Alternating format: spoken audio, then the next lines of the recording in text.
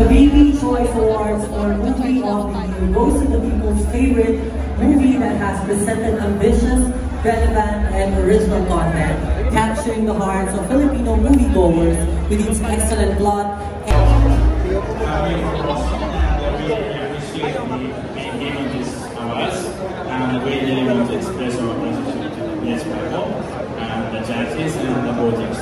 Even though we are still small convenience stores, we try to continue to give some customers new things and also the small happiness in the store. Thank you very much.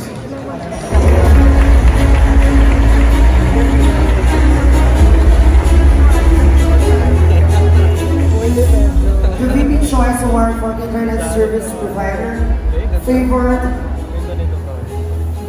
The BB Choice Award for Internet Service Provider of the Year goes to people.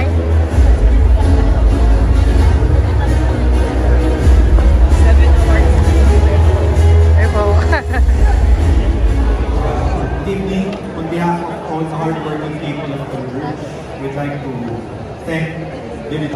With this award, we will continue to strive even more to provide reliable and fast internet. Not only for SMEs, but also for... Thank you po!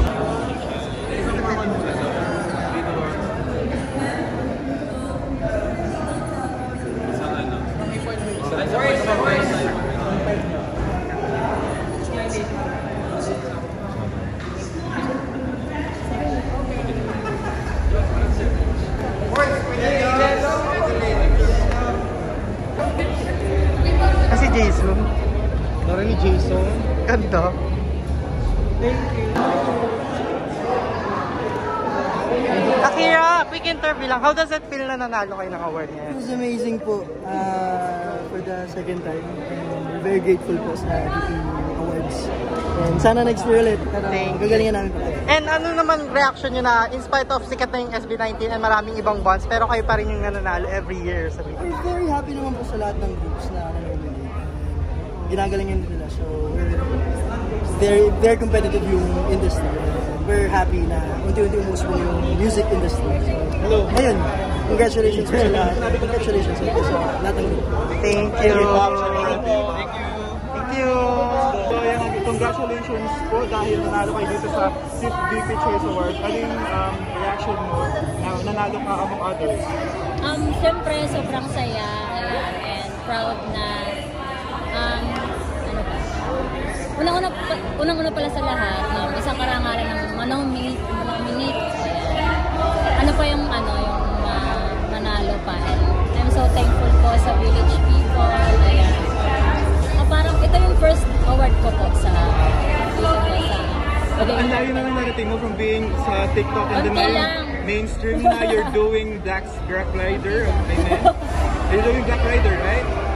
Sa Black Rider ka ba? Hindi po. Ay, sorry. You're doing project with Jeneline Mercado.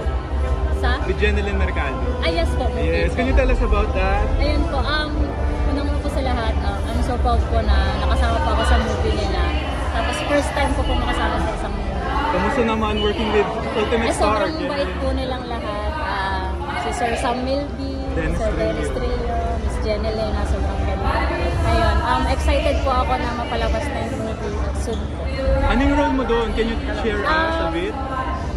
Sa side po ako ni Mr. Sam Milby. Pero kasi we saw the Kaldab video of you and Jeneline Mercado, nag-trending din yun. Yung parang wala kayong reaction. Opo. Ayun, so you're doing a movie with Jeneline. Yung All About My Wife? Yes. Yes.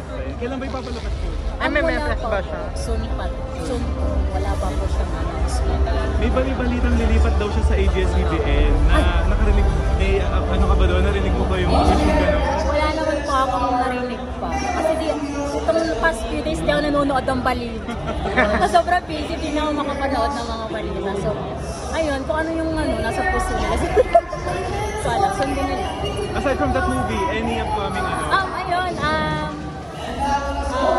may upcoming teleserye po. Kasama po ako, GMA series, Pulang Araw. Wow! Kasama po sa Pulang Araw. So you're doing with Alden Richards, Barbie. Yes po.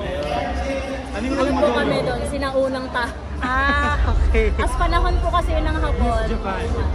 Pananakop ng Hapon dati sa Pilipinas. Mega serye yan ng GMA. Yes, And then you're sobrang part of laking it. production po ng GMA and I'm so proud po to be part of it.